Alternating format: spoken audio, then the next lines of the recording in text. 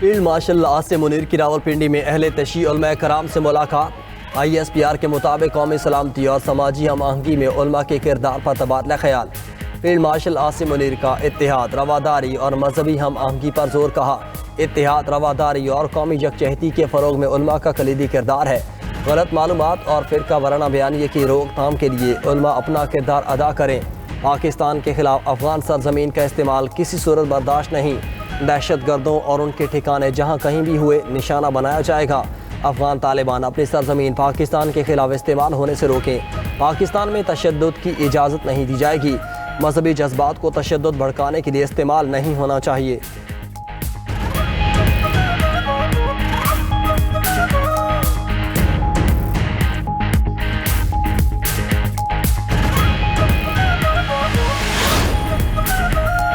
علماء و مشائخ نے قومی یکجہتی اور اتحاد کے لیے خصوصی پیغامات بھی جاری کیے۔ مذہب کے نام پر تشدد کی شدید مذمت، امن و استحکام کے قیام کے لیے ریاستی اداروں کی بھرپور حمایت کا اعادہ۔ علماء و مشائخ نے دفاع وطن کے شہداء کی قربانیوں کو خراج عقیدت پیش کیا۔ علماء کرام نے خطے میں کشیدگی میں کمی کے لیے پاک افواج کے کردار کو سراہا۔ دہشت گردی کے خلاف جنگ ہماری اپنی جنگ ہے۔ نوجوان کسی ریاست مخالف سرگرمی کا حصہ ہرگز نہ بنے۔ ہر گاؤں سے 20 افراد محاذ پر افواج پاکستان کے شانہ بشانہ لڑیں گے۔ ہمارے لیے پاکستان کی سالمیت سب سے مقدم ہے۔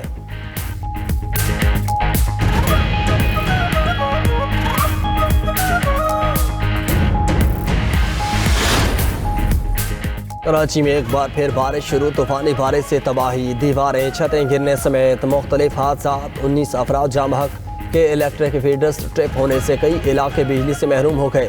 سب سے زیادہ بارش کورنگی میں 55.6 ملی میٹر ریکارڈ کی گئی۔ سندھ کے دیگر علاقوں میں بھی جل تھل ایک ہو گیا۔ حیدرآباد میں موسلادھار بارش، نشیبی علاقے زیر آب آ گئے۔ میرپور خاص، سجاول، عمرکوٹ اور ٹھٹھہ میں طوفانی بارش، متعدد مکان اور چھتیں گر گئیں۔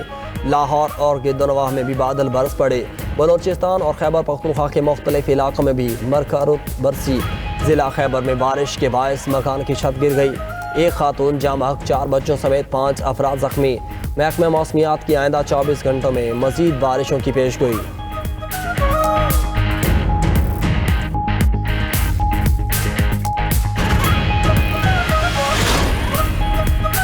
سعودی دارالحکومت میں عرب و اسلامی ممالک کے وزرائے خارجہ کا اجلاس۔ خلیجی ممالک پر ایرانی حملوں کی مذمت، سول انفراسٹرکچر، ایئرپورٹس اور تیل تنصیبات پر حملے ناجائز قرار۔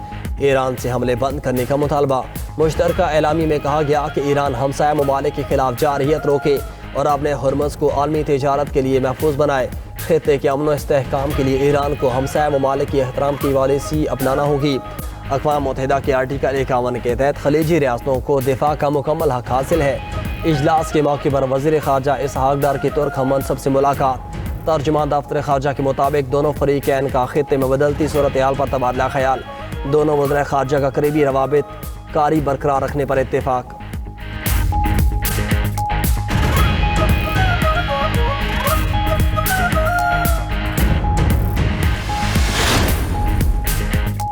ایران کو اپنے غلط اندازوں کا جائزہ لینا چاہیے۔ سعودی وزیر خارجہ فیصل بن فرحان نے کہا، پڑوسی ممالک پر حملوں سے ایران کچھ حاصل نہیں کر سکے گا۔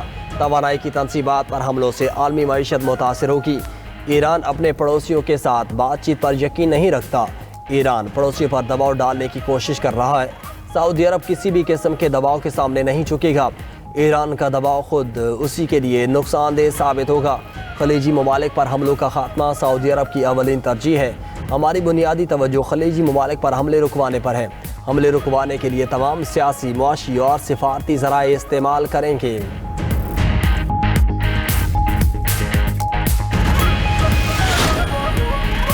ایران کے خلیجی ممالک میں حملے جاری۔ ریاض میں رہائشی مقام پر میزائل کا ملبہ گرنے سے 4 افراد زخمی۔ سعودی وزارت دفاع کا کہنا ہے کہ مشرقی صوبے میں گیس پلانٹ پر دوسرا ڈرون حملہ ناکام بنا دیا گیا۔ توانائی تنصیب کے قریب آنے والے 5 ڈرونز تباہ کر دیے گئے۔ متحدہ عرب امارات کے ابشان گیس فیلڈ میں آپریشنز معطل۔ ابوظہبی میڈیا آفس کے مطابق باب آئل فیلڈ کو بھی نشانہ بنایا گیا۔ کوئی جانی نقصان نہیں ہوا۔ بغداد ایئرپورٹ کے قریب امریکی سفارتی مرکز پر راکٹ حملہ۔ عراق کے کرکوک ایئر بیس پر بھی میزائل حملہ، بحرین میں بھی خطرے کے سائرن بجنے لگے۔ ادھر قطر نے ایرانی سفارت خانے کے ملٹری اتاشی اور عملے کو ناپسندیدہ قرار دے دیا، عملے کو 24 گھنٹے میں قطر چھوڑنے کا حکم۔ ایران کے ساؤتھ پارس گیس فیلڈ پر حملہ اسرائیل نے کیا، امریکہ اور قطر کا کوئی کردار نہیں تھا۔ امریکی صدر ڈونلڈ ٹرمپ کا سوشل ٹروتھ پر بیان، کہا کہ امریکہ کو اس حملے کی پیش کی اطلاع نہیں تھی، قطر بھی اس سے مکمل طور پر لاعلم تھا۔ اسرائیل کی جانب سے اس گیس فیلڈ پر مزید حملے نہیں کیے جائیں گے۔ ٹرمپ نے خبردار کیا کہ اگر ایران نے قطر کو نشانہ بنایا تو امریکہ سخت رد عمل دے گا، ضرورت پڑنے پر ساؤتھ پارس گیس فیلڈ کو مکمل طور پر تباہ کر سکتے ہیں۔ ادھر اقوام متحدہ میں چین نے شام کے مسئلے کے پرامن حل اور مشرق وسطی میں فوری جنگ بندی کا مطالبہ کر دیا۔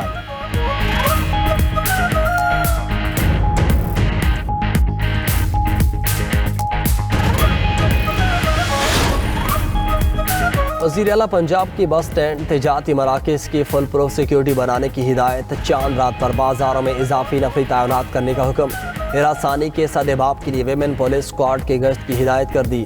وزیر اعلیٰ مریم نواز نے روڈز پر ون ویلنگ کی روک تھام کے لیے کڑی نگرانی کا حکم دیا، بس اور وین کی ونڈ اسکرین پر مقررہ کرایہ نامہ آویزہ کرنے کی بھی ہدایت۔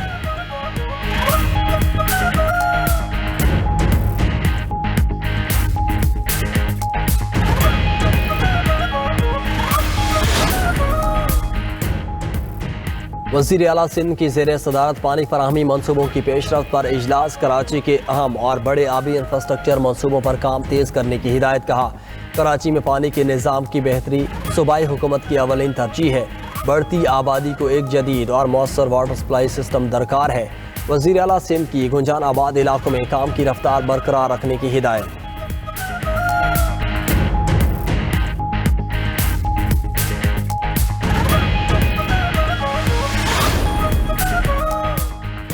وزیر اعلیٰ خیبر پختونخوا کی زیر صدارت ٹیپٹا کا اجلاس، وزیر اعلیٰ خیبر پختونخوا سہیل آفریدی کا کہنا ہے حکومت نوجوانوں کی فلاح پر اربوں روپے خرچ کر رہی ہے۔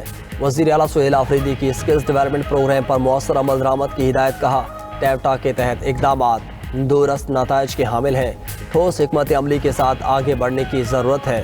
رورل اکنامک ٹرانسفارمیشن پروجیکٹ پر عید کے فوری بعد تفصیلی اجلاس طلب۔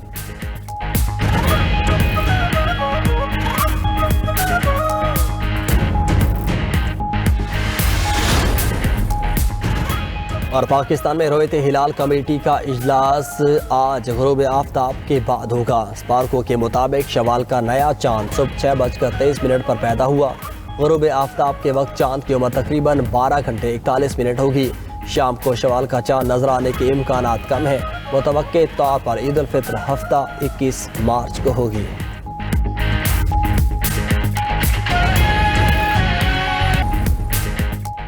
ایران نے اسرائیل پر نئے میزائلوں کی بارش کر دی، میزائل دھماکوں سے اسرائیلی دارالحکومت تل ابیب لرز اٹھا، وسطی اسرائیل میں دھماکوں کی آوازیں، ایران نے اسرائیل پر کلسٹر میزائلوں کا استعمال کیا، تل ابیب میں بن گوریون ایئرپورٹ پر بھی ایران کا میزائل حملہ، 3 طیارے تباہ، پاسداران انقلاب نے دعویٰ کیا کہ دشمن کے 100 سے زائد اہداف کو نشانہ بنایا، حملوں میں 200 اسرائیلی ہلاک اور زخمی ہوئے، امریکی بالادستی کا دور ختم ہو چکا، امریکہ کو خطے سے نکلنا ہوگا یا پھر انجام کا سامنا کرنا ہوگا۔ ادھر امریکہ میں پینٹاگون کی عمارت پر نامعلوم ڈرونز کی پروازیں، خبر ایجنسی کے مطابق امریکی وزیر خارجہ اور وزیر جنگ کی رہائش گاہ کے قریب ڈرونز دیکھے گئے، امریکہ کے متعدد فوجی اڈوں پر لاک ڈاؤن کر دیا گیا۔